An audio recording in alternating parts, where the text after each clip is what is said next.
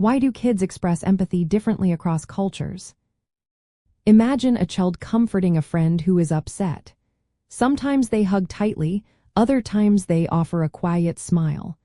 Why do these responses vary so much across different parts of the world?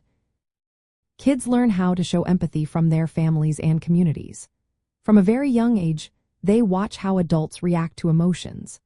If a parent openly shows feelings and encourages talking about them, children often learn to express empathy through words and gestures.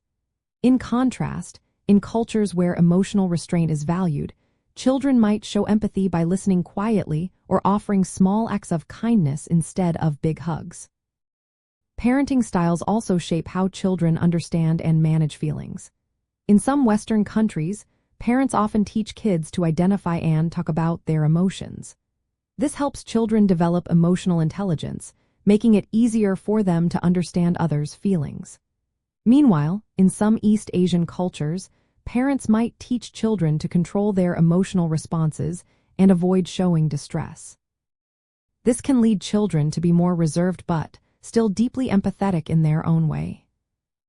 Cultural values about the self and relationships influence how empathy is expressed. In many Western societies, people see themselves as independent. Showing empathy might mean recognizing someone's feelings as separate from their own. In many Eastern societies, the self is seen as connected to others. Children are taught to feel what others feel almost as if it were their own pain. This difference can make some children more outward in showing concern, while others might feel more personal distress. Everyday behavior reflects these cultural differences. For example, children from cultures that value emotional control may not comfort a crying peer loudly but might offer a gentle gesture. Conversely, children from cultures that encourage emotional expression might be more likely to offer hugs or verbal comfort. Both ways are valid and shaped by what their families and communities teach about feelings and social bonds. Understanding these differences is important for mental health and resilience.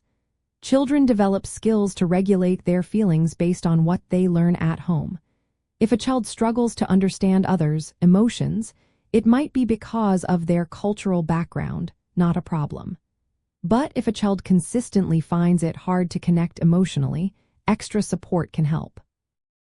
Teaching children about different ways people express feelings and giving them safe spaces to practice empathy can make a big difference.